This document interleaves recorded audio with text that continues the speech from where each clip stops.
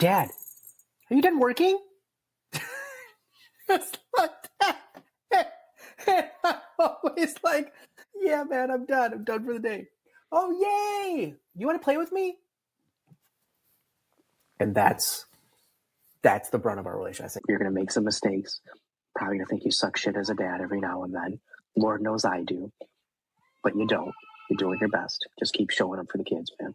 I couldn't imagine somebody like being okay with spending their whole life with me. My God.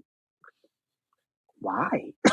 Like, I'm a lot to deal with, man, you know? So to say yes to this until one of us dies, it just sounded kind of nuts to me. I think the best advice was to keep in mind, I'll never forget it, to keep in mind that my son is not me and I am not my dad.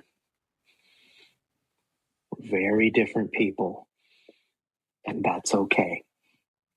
That can be a really good thing. I'm living out my childhood dream of being an entrepreneur. I've wanted this since I was 6 years old. I'm almost 39 now. So, sorry, how old am I? 38? I'm almost 38 now. Sometimes I forget how old I really am. Just understand how important you are to this kid's life, man. It is a very deep, beautiful responsibility. You are like everything to this kid. The biggest thing is they just want your time, man. They just want your time and attention. They want your love. They want your patience. They want your encouragement. They want to know that you actually care and that you see them and that you like having them around. Brian, every dad has that story they just love to tell about being a father. And it's so much fun on the show because I get to talk to all kinds of dads. And the stories that each dad finds are so unique, just to who they are, right? It tells you so much about their personality. And I love sharing these stories. So, Brian, what is your favorite story about being a dad? Oh, man. I think my favorite story or my favorite part of being a dad, or one of the favorite parts, is I work from home. I'm a business owner, so a couple of businesses. And when I'm done being up here in my office, and I'm trying to be done for the day, and it's like 5:30 or so, 6 o'clock. When I walk down the steps, I have a 5-year-old boy, I have my wife, and I have a 2.5-month-old baby boy. The 5-year-old, almost every day, man, no joke, as soon as he hears me coming down those steps, he's usually hanging out with my wife and the baby on the couch. I say, Dad, are you done working? It's like that. And I'm always like, yeah, man, I'm done. I'm done for the day. Oh, yay! You want to play with me? And that's the brunt of our relationship. I say, yep, let me just wash because usually I'll eat my lunch up here. So take my bowl and my water, whatever down. So, yep, we'll just wash these dishes real quick and then we'll play. We'll hang out. It's either, do you want to play with me or do you want to hang out with me? It's just, dude, that is like what this kid looks forward to. And, me too, right? Because now like dad can be dad, and not business owner Brian or business Brian. It's one of the many hats I wear. I can just be, dad Brian. So yeah, it's really special to me that he, that's literally the first thing this kid says to me when I'm done working. Another one is when I pick him up from school, which I do most days, but pretty much every day. When I get out of that car and he sees me, dude, he is so happy to see me. I don't think there's been a single day so far. He's in kindergarten so far this school year where when he sees me, he doesn't say, Daddy, Daddy, yay, and runs to me with his lunchbox in one hand, backpack over his shoulders, runs to me, gives me a big hug, starts telling me cool stuff that, they did in class or friends he was trying to make in school, whatever, just as I'm getting him in the car. And that, I know that might not last forever, that type of joy and excitement and genuine, I don't know, just being happy to see me, it's really special to me. I very much do not take that for granted. I'm very grateful for that. So yeah, just It's very special to me.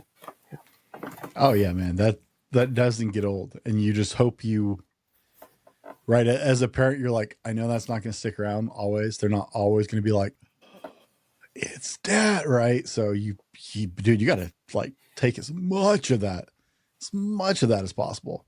I don't know a single dad in the world who doesn't live for those moments. And I know Yeah. they get farther and fewer between as your kids get older. Sure.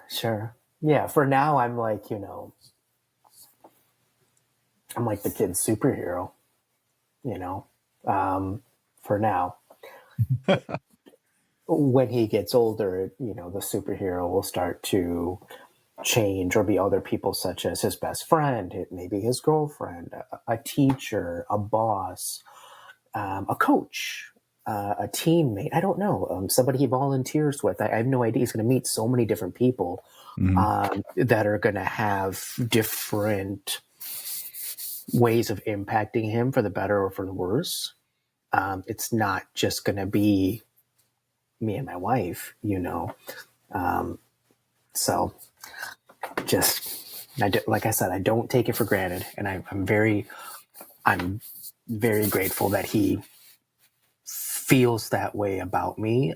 A lot of times if him and my wife go somewhere on the weekend or something, or they do something special, just the two of them while I'm working or whatnot, when he comes home, 90% of the time, this kid runs up the stairs, charges into my room, regardless of what I'm doing or who I'm talking to. And come on, Dad, look, I got you something. Mom and I went to this place or that place here. I got something for you too. Or, Dad, you're not going to believe what we did. Mommy and me went to the store and got this. Like, he feels so comfortable with just talking to me and like sharing his happenings with me, things that he did throughout the day. Several of my clients have told me, well, if he's willing to do that now, that's because you built that relationship with him and that bond. Today, it's, I made a friend in kindergarten. Here's some of the things we did. I had so much fun. I couldn't wait to tell you. 10 years from now, it might be, hey, Dad, there's some stuff I'm dealing with at school, and I'd like to tell you about it. Maybe you can help me with it. Might be really positive things. Might be some god awful stuff. Probably going to be some stuff that I had to deal with. And just the fact that he's willing to come to me with things, and I'm happy to listen and try to help. Yeah, a lot of them have told me that starts with they're young, dude. That it's hard to get them to want to do those things when they're older if you never did it when they were young. So I don't know. I guess I never really thought about that until some of them mentioned that to me. So, yeah. Gents, I sleep on a MyPillow. I sleep on MyPillow Giza sheets and MyPillow body pillows. I have MyPillow towels. My wife wears MyPillow slippers. We have MyPillow merchandise throughout our entire house because it is such great quality products that I love every single one of them. And I would never recommend a company to you that I don't use. We're proud to have Mike Lindell and MyPillow as sponsors for this show. You can go to mypillow.com and use code TFM, super complicated. That's our parent company, The Fallible Man. Code TFM for up to 80% off your order and free shipping on orders over $75 for our listeners. You get to support a great American company that is employee owned, and you get to help us keep making shows just like this one that you're listening to right now, as well as you get great products that you can trust and that are amazing in your home. So go to mypillow.com, use code TFM to get discounts on over 200 products. Guys, it's a win-win-win for all of us. Let's get back to the show.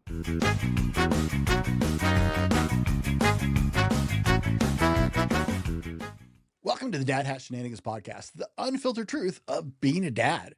Real dads, real stories, unfiltered, candid conversations on fatherhood. I'm your host, Brent Dallin, and today my guest is Brian Kurian. Brian, welcome to the Dad Hat Shenanigans Podcast. What's up, everyone? Thanks, Brent, for having me. It's actually Kurian. I told you I'd blow Kurian. it. Oh, man, you tried. It's all good. Yeah, I have to call it out now. Let's try to get better as the show progresses. Thank you, everyone. I've been podcasting for like 5.5 years. I've done hundreds of interviews, and I still like people's names, man. I can pronounce anything else. People's names, I'm like, oh, every time.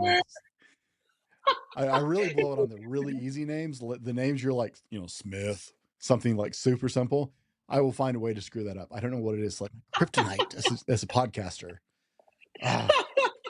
It's all good, man. I'm just glad that you're human and you're not great at something. That's awesome. That's good to know.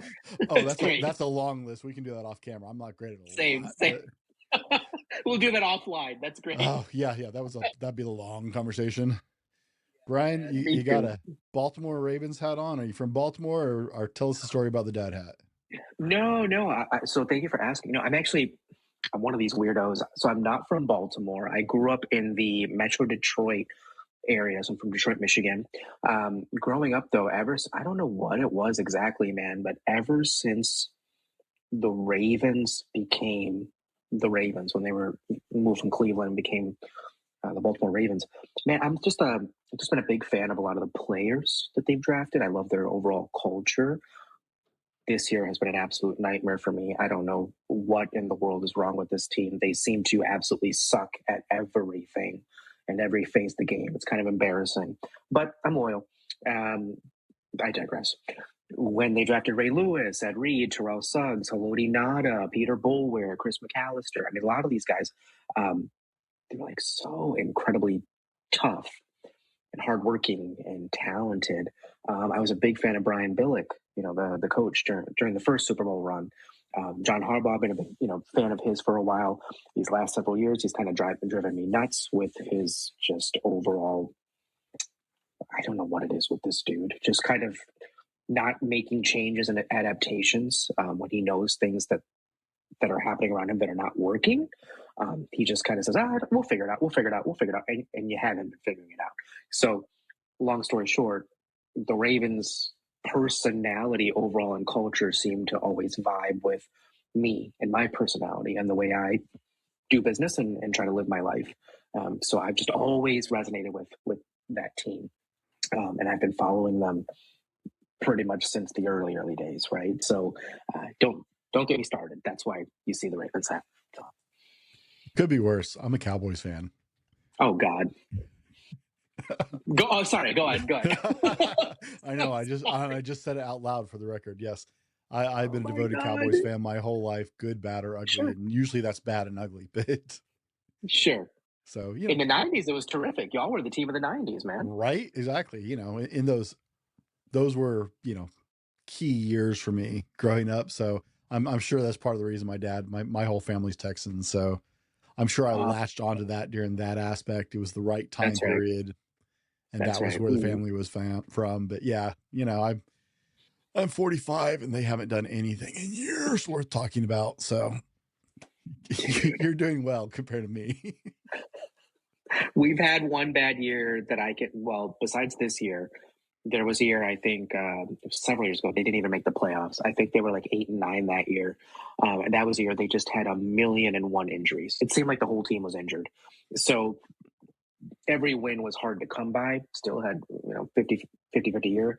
I think Harbaugh almost got canned. But I think Biscotti gave him some grace because of all the injuries and because of the previous track record he had. And then they turned it around. I think the next year they went to the second or third round of the playoffs. And pretty much ever since Lamar Jackson came here, we have been wasting that dude's generational talent. And it just drives me nuts. All the talent in the world. And you just choke under pressure time and time again. We've got one of the top 5 most talented rosters in the entire NFL. And this year, they are 1-5, dude. And they have found a way to beat themselves every game. I don't get it. But again, I digress. I'm not on the team. It's okay. I live in Washington State, and I get so much grief because there are so many people in my life who are Washington fans of different, like, whether it's the Hawks or the Mariners. Is like, the one thing I can say consistently is 99% of the time they screwed up in the playoffs. They can have the best year ever and blow it in the playoffs. Like, I don't know what it is. Back when we had the Sonics, like all Washington teams, that seems to be their signature move is they'll have a stellar year and screw it all up in the playoffs. So I just don't get it. But see, I've seen this in so many aspects. Just it relates to life too, right? You meet and get to know certain people, and they're great 90% of the time. But man, when there's a little bit of pressure, right? A little bit of the stakes being raised, just a skosh, or a couple of extra eyeballs on you, right? Especially if those people can be potentially like influential. You can see the person start to shrink or crumble, under the pressure. And it's like, no, you're really good, dude.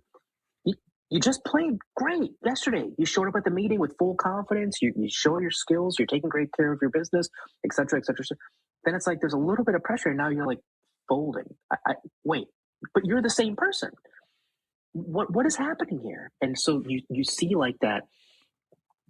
You see the necessity for having to be mentally sharp, especially in business. I'm not out here catching a football or breaking tackles or trying to tackle anybody, but it is very much a competitive sport, right? I have to be sharp, especially when there's kids involved. Again, my two young boys I was telling you about, my wife. Every day, it's a marathon. Sometimes at certain parts of the day, it kind of feels like a sprint, depending on how much I need to get done, and roughly like the timeline that I need to complete that thing before I have to go get my kid from class or from school, or what have you. So, yeah, being mentally sharp, it's pretty important. Well, let me ask, because you've leaned in, mentioned your business. Mm-hmm. Just for reference for everybody, who are you? What do you do? Yeah, so my name's Brian Kurian. I am the very proud owner of Brian Kurian's Business Services.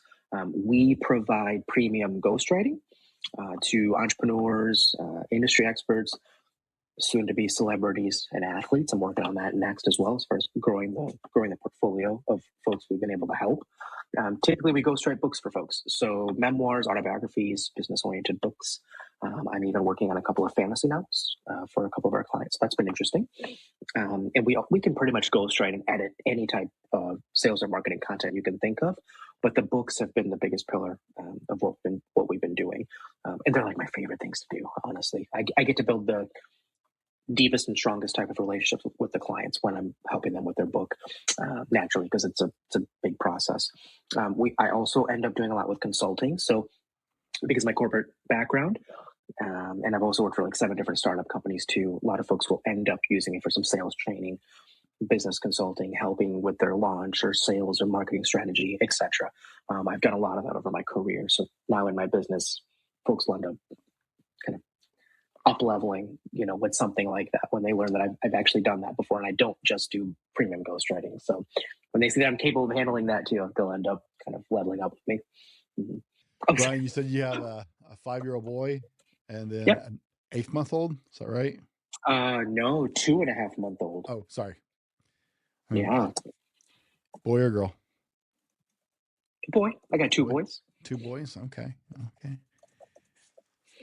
And you're loving every minute of it, dude. I'm just enjoying talking to you because I can hear how excited you are about it.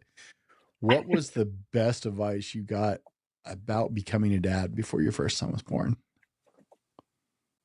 Wait, repeat the question. I'm sorry. What was the best advice someone gave you about becoming a dad before your first son was born? Man, I think a lot of people gave me a lot of advice, as they do. Well, that's true. As they do sometimes.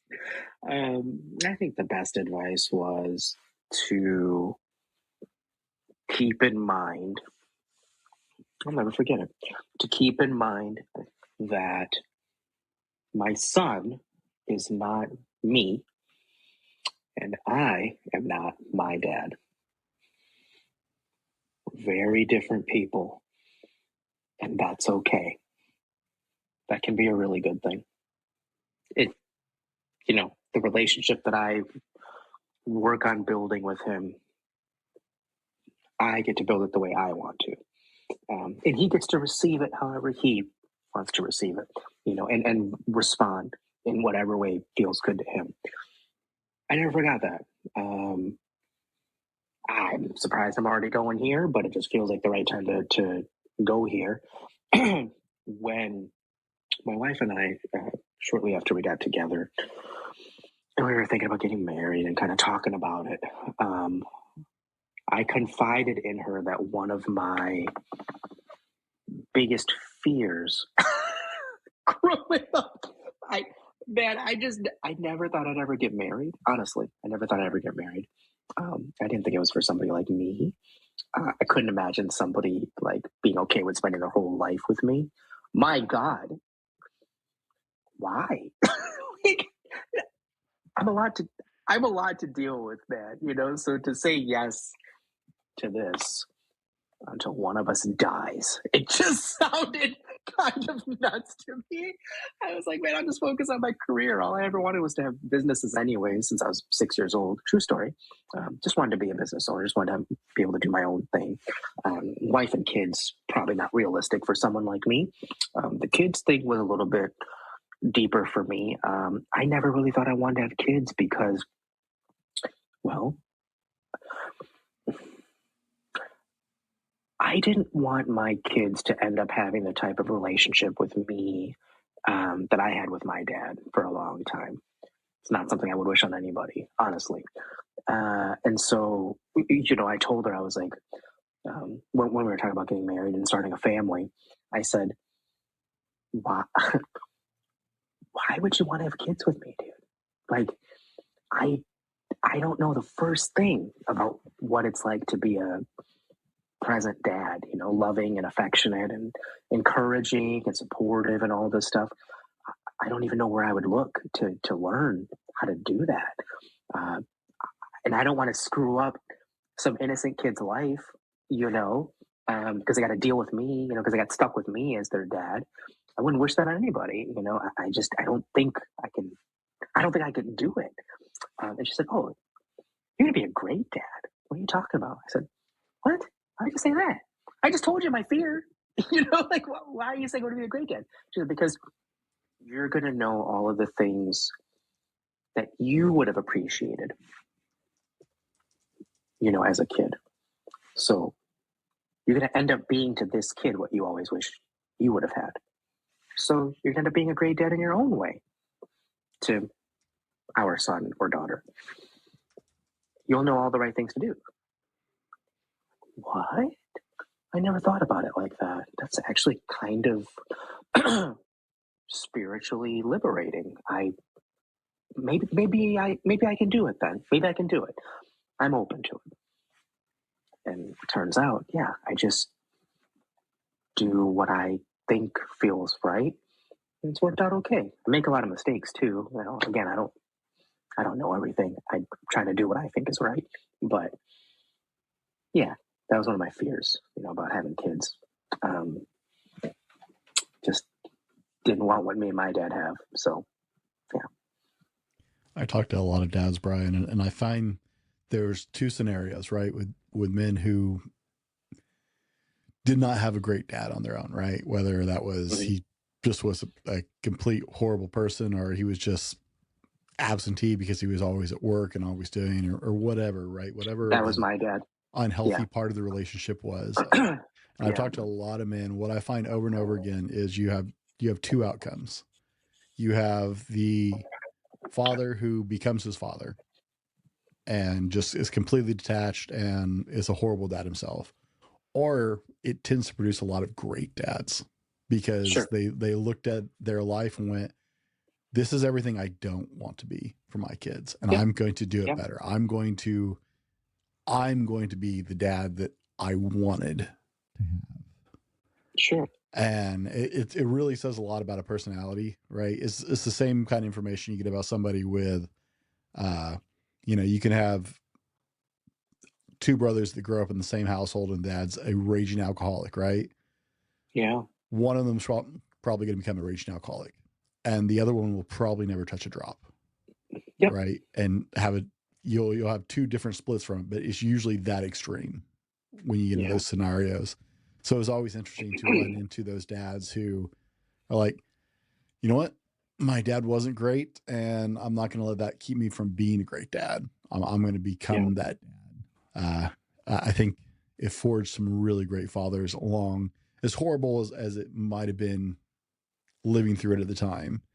It's forged some really fantastic fathers over the years. Yeah. I think, you know, look, I talk about my dad and my mom a lot. Just It always ends up coming up somehow. So I do talk about them quite a bit, but um, I will say, I've told a lot of people this. My dad, no lie, my dad basically ended up becoming like the architect of my life. This dude's influence probably influenced 90 to 95% of my life. How I operate, how I think, how I react to stuff. I have a lot of great character traits that I embodied from watching him. Definitely his work ethic. It's unmatched. I believe it is. I never met a human being that worked harder than my dad, ever. I still haven't. I don't know if I ever will. That's my dad, and I never met somebody for a long time that was such a strong leader, somebody who held himself so accountable. If he said he was going to do something for you, it doesn't matter how minor or significant it was, that dude was going to do it. You never had to question if it was going to be done or not, if he was reliable or not, if he really would come through or not. No, dude, if my dad said it was going to get done, it was done. Everybody believed it. Then he'd follow through. And he'd prove you right? That you were right to trust in him. My dad has an incredible amount of integrity. You could trust him with all the money you and your family ever earned. And whenever you had to go away and trust him with it and come back, all the money would be there. My dad would do the right thing, even though he could have stolen it, right? Or lent it out to shady people or whatever. You can trust him with that. I learned all that from him, and a lot of the stuff that he taught me growing up, these different principles and things. These are things I utilize in my business. If I tell a client I'm going to do something for them, I do even more than I promised them. If I give them a deadline, I try to work my face off to beat that deadline. My dad taught me that. My dad taught me that competing is important with myself, so always try to push yourself to be the best. If you say you're going to do something, do more whenever you can, within reason, right? It's probably why my clients love me. I'm reliable. When I say I'm going to do something, it gets done. If you give me a deadline, I'm trying to beat it. I'm trying to exceed your expectations. I'm serious about that. I'm committed to that. I'm a good person. If you share some of these books, man, I'm not just writing quote unquote business books where they're talking about their products and services and clients they help and how they help them, et cetera, et cetera. Some of these are memoirs, and sometimes people share very dark things that have happened with them or that they've done. It's not always sunshine and rainbows. They trust me with that, like they would maybe a professional therapist. And so under that same, I guess, umbrella or relationship, I always tell everybody, whatever you tell me, it stays with me. It's confidential. If you give me permission to share it with other people before the book or the anthology chapter or whatever gets published, fine, I'll share it. I probably still won't even use your name because I'm still going to respect your privacy, even though you said I can share it, right? Or I'll make up a nickname for you or something like that, or I won't use a name at all. I'll just share bits and pieces of the story.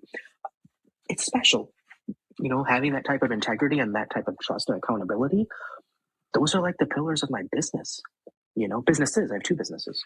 So yeah, my dad might have not been the present, let's go play catch in the backyard type of dad because he's working so much to support us. My dad definitely, when he missed everything that was pretty much important to me because of work and other things, my dad definitely did teach me a ton by me observing his habits and his actions. I was able to do that. And the things that I didn't like or appreciate, again, I try to do better for my kids. Whatever I think better is or feels like, I try to do that for my boys, the best I can. I'm just doing the best I can, man. So, yeah.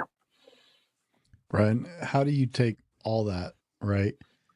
Your father had some great stuff to teach you that he set an example for you on.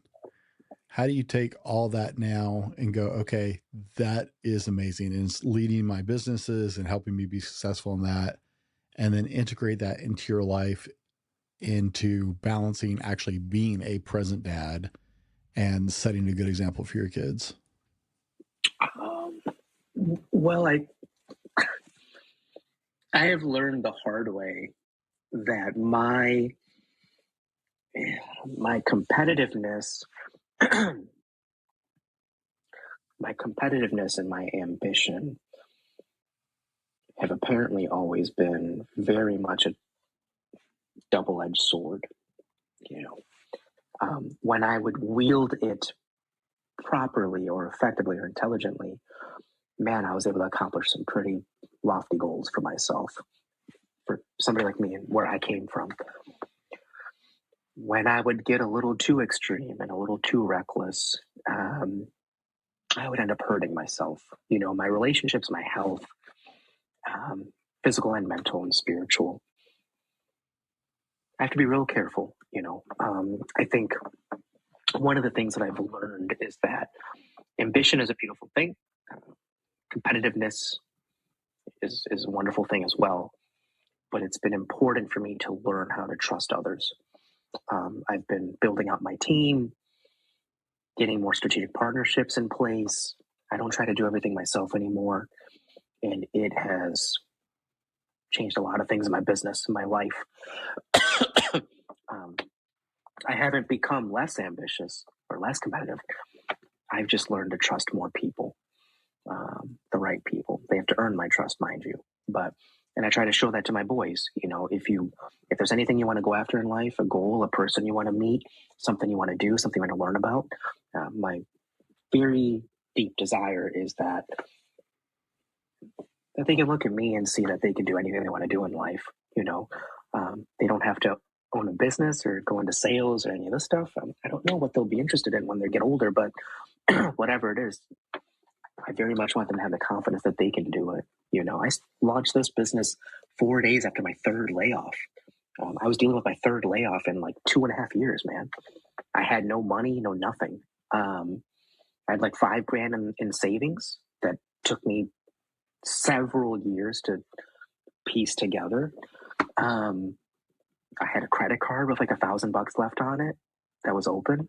Everything else was maxed out. And no job waiting for me, nothing, and a family to support.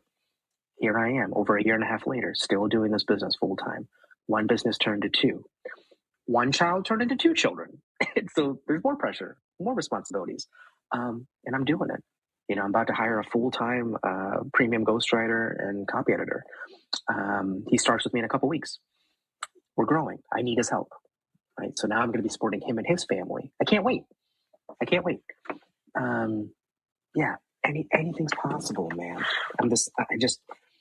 I'm living out my childhood dream of being an entrepreneur. I've wanted this since I was 6 years old. I'm almost 39 now. So, sorry, how old am I? 38? I'm almost 38 now. Sometimes I forget how old I really am. Jesus. I turned 38 next month. You'll have to bear with me. Sorry. No worries, man. I honestly, like, I have equated years ago. I equated what year it was to the second number in my age. That's how I know. Oh, there you It's go. 2025, which means I'm 45. Okay. Right. And I know I've been, my anniversary is 1 year under whatever the year is. So it's 24 years. Wow. That's the only way I remember anything like that. It's like, I'm the guy who wakes up on my birthday and I know it's my birthday because my kids run in and jump on the bed and be like, "Happy birthday, Dad." I'm like, oh, yeah, it is that day, huh? Yeah, that's it so doesn't really funny. matter to me. I got other things to worry about. I'm the same way, man. November 21st, cool. Like half the time I forget, but my wife reminds me, "Hey, what do you want to do for your birthday next weekend?" Mm-hmm. Oh God, it's next weekend. Wasn't even thinking about it. My dad's birthday is literally the day before mine. His is the 20th, mine's the 21st. So again, you see more of those intertwinements of me and my dad. This dude is everywhere. So, for better or worse, man, he's always there. And I'll share one really quick story of my dad.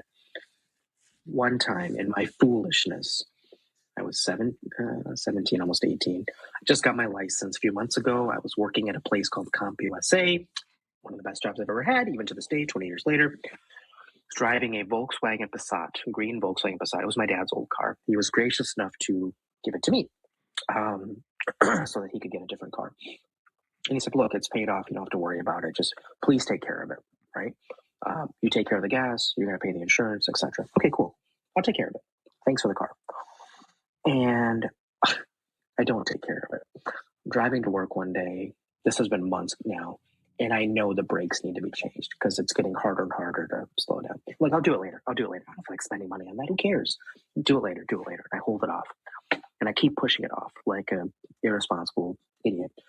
One day I'm driving to work and I'm in the parking lot of my job. I'm a couple stores away. My brakes lock up and the back tire drags all the way into the little parking spot. I ruin the back passenger tire, blow out the brakes. The car has to get towed to a shop by my parents' house. The brake job, the new tire, the labor, all this stuff. It was like 600 something bucks, dude. Because I couldn't take care of a freaking car and I kept putting stuff off. I don't have the money to fix it. My dad knows that because I blew through my paychecks and I wasn't really saving money because I'm an idiot. At least I used to be.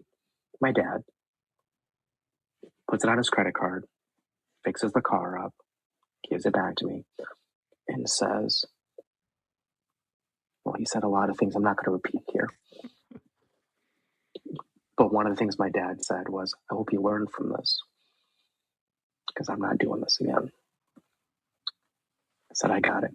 And a couple days after this happened to me, I was feeling so bad, because I know how disappointed my dad was. And I act like I don't care, but I did care. And so I remember I woke up, it was like early morning. I think I had to go use the bathroom. Bathroom was around the corner from my bedroom at the time. And I see, as soon as I get out of the bathroom, my dad's walking towards me out of his room. Mind you, it's probably like 5 or 6 in the morning. I was like, Dad, what are you doing up? He's like, I got to get ready for work. I was like, work? Oh, but didn't you just come home from work a few hours ago? I saw you coming in. You already did the shift, right? He's like, yeah, man, I'm working a lot of overtime. I'm going to have to. I said, why? Because I got to make the money back for the car repairs. I have to pick up shifts, dude. That's how this works. And I said, because of me. And he's like, it's not because of anybody. Just, I got to pick up extra shifts. This is what it takes. You mind if I get ready for work now? I said, no, go ahead. I'm sorry. And I just remember laying in my bed. And I was thinking dude, he does not deserve this. I'm going to pay my dad back as fast as I can. And so I went into work that day. I talked to my boss and I was like, hey, whenever you have extra shifts, as long as it doesn't interfere with my school schedule, because I was in community college at the time, could I please, pick up some extra shifts? I owe my dad some money for the car. I'm an idiot, and I really want to pay him back as soon as I can. She says, oh, honey, absolutely. So she'd give me, a couple of extra morning shifts every week, and I'd stack my money. I wouldn't spend hardly a dime, and I think I paid him back in I don't know, a few weeks, 3-4 weeks, something like that. And he was like, how did you get all this money so fast? And I said, I picked up some extra shifts. It didn't interfere with school or anything. I still went to my classes. I did my homework. I just, picked up some morning shifts. I worked for 6-7 hours. Then I go straight to my class. No break in between. Hardly. I'd have a small break to eat real quick and then go into class. He's like, oh.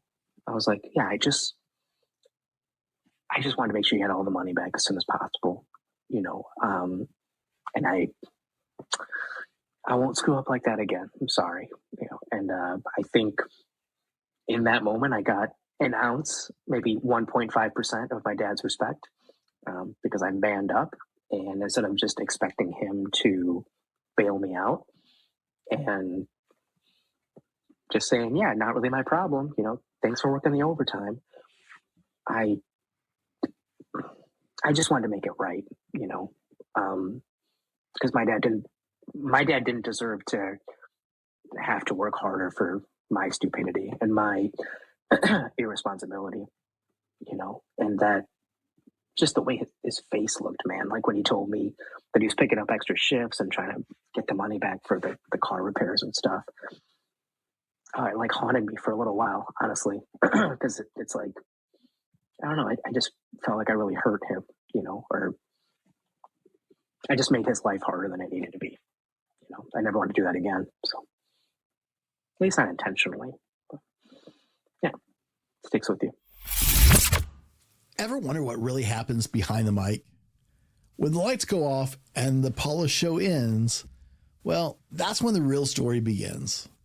Join us on Patreon and get access to our exclusive Patreon-only podcast, Behind Closed Mics, fallible and unfiltered. The messy, honest truth of growing as a man, husband, father, and content creator. No scripts, no polish, just the highs, lows, and chaos of running multiple podcasts. I'm up to 4. Coaching, building a brand, working freelance as a podcast producer and digital marketer, and showing up as a husband and dad all at the same time. Plus, you get insider content from all 3 of my public shows, unique community opportunities, and direct interaction with me, available at every level. If you love what we do, and you're the kind of person who wants to know how the sausage is made, that's your cup of tea, well, guys, then you want to see in the back room. Join us at patreon.com/thefallibleman today. Brian, you got a dad joke for us? A dad joke? Oh my God. I think of one off the top of my head. I hope you have one to hopefully lighten the mood. I know I got real emotional there for a second. I can't think of one off the top of my head. Homework failed, man. Come on, that was in the email. Just. Oh my God. Failed. Give me a D+ then. Hang on. I have an idea. You're gonna Google it? Yep. Oh, the joys of Google. This. I can do this in 2 seconds. Hang on. Oh my God. I have one right now. There you go. Look at that. After an unsuccessful harvest, why did the farmer decide to try a career in music? Why? Because he had a ton of sick beats. Oh my God. I just pulled it up real quick. Thank you, Google. The magic, right? Thanks, Google. I got you. Man, I wasn't old enough to get to cheat like that for school. I laugh so hard because I see, I watch a lot of news. I keep track of what things are going on and stuff. And I see this teachers complaining about this all the time. It's like, well, they're using ChatGPT to cheat and blah, blah, blah, blah, blah. It's like, shut up. You know what? If we had those tools growing up, we would have done the same thing. Like, let's not even pretend at this point that if that technology had been available to us, like, I'm back old enough for like Ask Jeeves. Oh man, I remember that. AOL dial-up. Yeah. Yep, I remember that. I was already in junior high before that ever came out. I think if there is a way to make yourself more efficient, more intelligent, better at what you do, I don't care if it's technology or a framework you can utilize, a system you can deploy, a person you can hire. I don't know. Why in the world wouldn't you do that? Right? Like to say, well, Brent asked me for a dad joke. I don't have one. I don't know. I guess I'll just stare at him now because I don't have it. Right? Take 5 seconds, dude. 5 seconds. Dad jokes 2025. I think I put best dad jokes 2025. Boom. Read down the list. Oh, this one's hilarious. I actually literally laughed. I'll read this one. Why wouldn't you do that? Oh yeah. One of the best ones I pulled was straight from the internet. It was like, what happens what do you call it when Batman doesn't go to church? What? Christian Bale.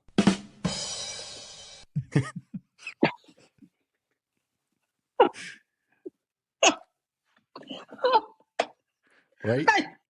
I love that.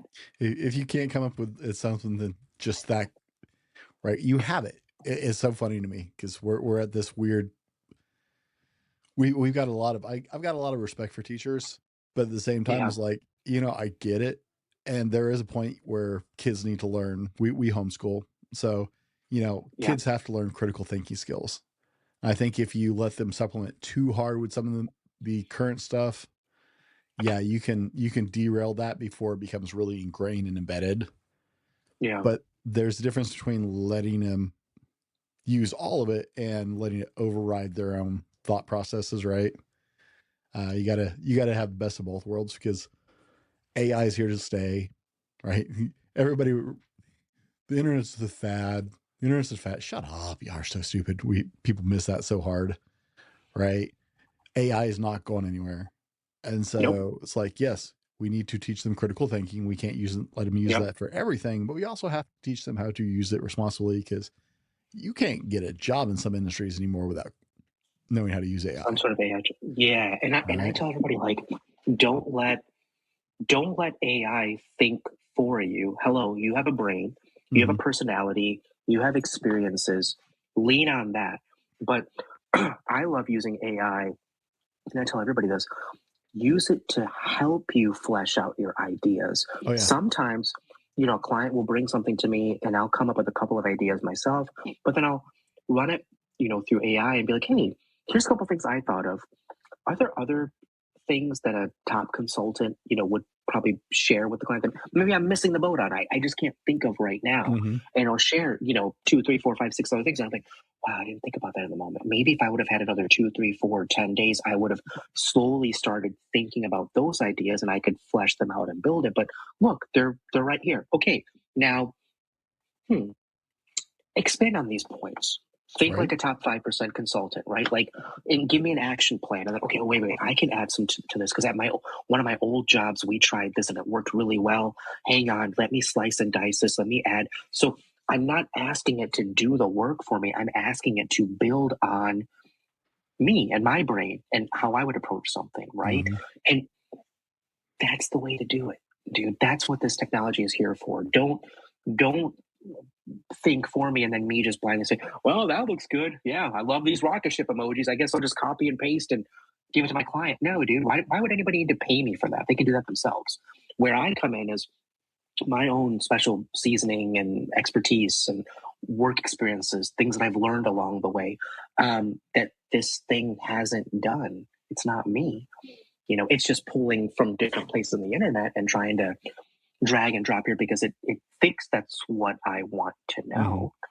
Sometimes it is, sometimes it's not, so you still need to be the person driving the machine. Oh yeah, absolutely. Ryan, what piece of advice would you give dads out there? You work at home, which that having kids and working at home adds an interesting perspective to being a business owner. Definitely. Like, my studio is, my kids are 1.5 rooms over homeschooling right now. Right. Wow. Yep. So it adds an interesting perspective. But as a father who works from home, you've got 2 businesses, you've got all this input from your life before being a dad. Yeah. What would be the piece of advice you would want to share with dads today? I think the biggest thing is just understand how important you are to this kid's life, man. It is a very deep, beautiful responsibility. You are like everything to this kid. At least I feel that way with my sons, not so much the baby. The baby just wants mommy right now. Doesn't really want much to do with me. That's okay. For now. But I told you, the story with my 5-year-old. He wouldn't be acting like that if he didn't feel comfortable or wanting to act like that with me. And I don't force him. He doesn't get extra snacks or treats or money or anything because he's nice to me like that, or because he's genuinely that excited to see me. That's all him. That's all very genuine. But I like to think it's because I worked really hard to build that type of relationship with him, where he genuinely is happy to see me. I know I'm very happy to see him, so you're very important to your kid's life. So just be present for them, and do your best. You're going to make some mistakes. Probably going to think you suck shit as a dad every now and then. Lord knows I do, but you don't. You're doing your best. Just keep showing up for the kids, man. I think it's one of the best answers for dads is when you when you stop and go, man, I'm kind of sucky today as a pop, right? That just to me communicates so much of you are a good dad. When you start, when you actually have those moments. If you don't have those moments, I worry, because those are the dads who think they got it all down. Or I'm if you're not questioning, am I a good enough dad? Am I doing everything I should? If you're not questioning it, then you're already at a loss, right? If you're still questioning, that means you care enough to still question it, because you want your kid to get the best version of you. You want your kid to have a better dad, to make sure that you're showing up as a better dad. There's still a desire in you. I think if you stopped asking that question, that'd be a big red flag. Yeah, I think that's one of the things I've had to learn too, is that I'm confident in a lot of things, especially when it comes to business, sales, building relationships, getting to know people. I'm very confident in that. I know I can do that at a high level. I've had to do it for a long time. So I believe in my abilities there. I believe in my skill sets. I've developed them for decades. When it comes to being a dad, I hadn't had a chance to develop those skills. That's when we first had my kid, right? So I didn't really have the confidence naturally that I could actually do this and do it really well.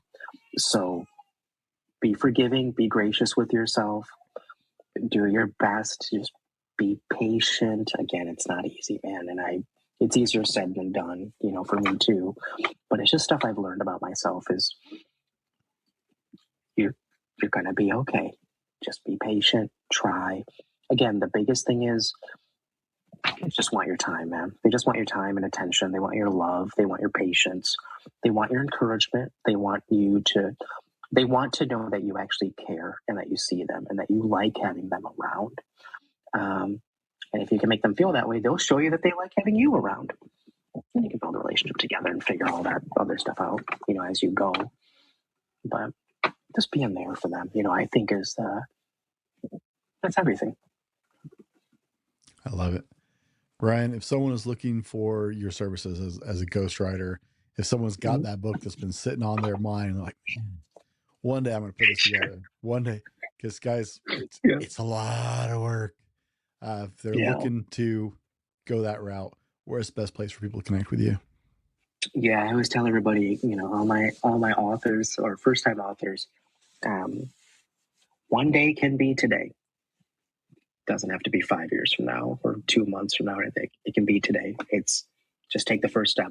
First step would be, I would recommend checking out my website, Brian Kurian's businessservices.com. So it's just my first and last name, Brian Kurian's businessservices.com. Brian, I can send that to you later if you want to throw it in the show notes. Yeah. But fill out, check out my website, look at the contact tab, and you can submit a contact form with your name and maybe your book idea, and we can hop on a call. And I'd love to learn more about your story, more about kind of what you're wanting from the book. What do you want the reader to feel, to take away, from the book? And would love to talk you through how I might be able to help and how my team might be able to help. So yeah, that would probably be the first step. I'm on LinkedIn, Brian Kurian, Kurian with a K. I'm on TikTok, Facebook. I'm easy to find. I try to make myself very easy to find. You can Google my business, Brian Kurian's Business Services. Check out our page there. I'm also on Thumbtack. For those of you that use Thumbtack, I get a lot of folks that find me on there as well and seem to love what we do. So yeah, I'm easy to find. But start with my website, I think. Wow, I think that's the first. I've never even heard of Thumbtack. So.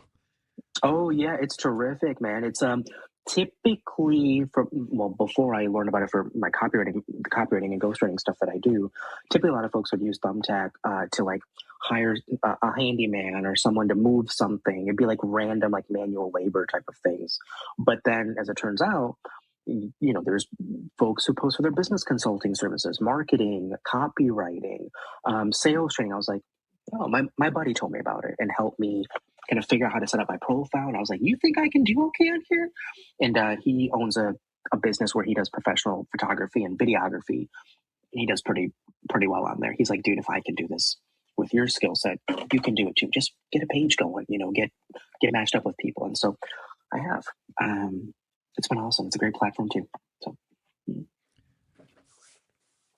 And guys, of course, we're going to have Brian. Brian's going to send me an email as soon as this is over with all of his links, so that way I have them, because somehow we missed that when we hooked up on this. Yep.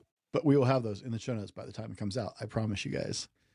Brian, if the guys listening heard nothing else today, what do you want them to hear? I think the biggest takeaway I would hope would be that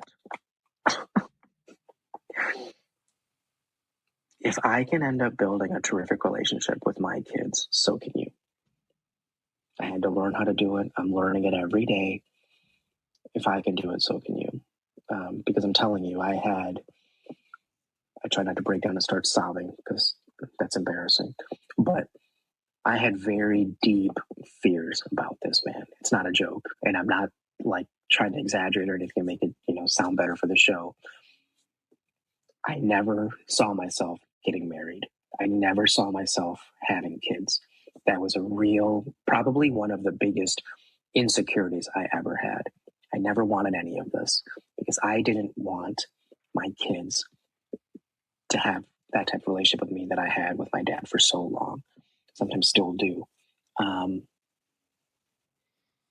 never wanted any of this, and it's because I didn't think I deserved any of this or that I could handle any of this. And so if I can overcome all of that and just do my best every day and have the type of relationship with my boys that I have, anybody is capable of it. I really believe that. So it's going to be okay. Just do your best. Just be present for your kids, man. Show them that you're there to encourage them. That's all they want. And thanks for having me. Guys, thanks for joining us today on the Dad Hat Shenanigans podcast, a community of dads just navigating life's challenges together. Until next time, laugh, learn, and live the dad life.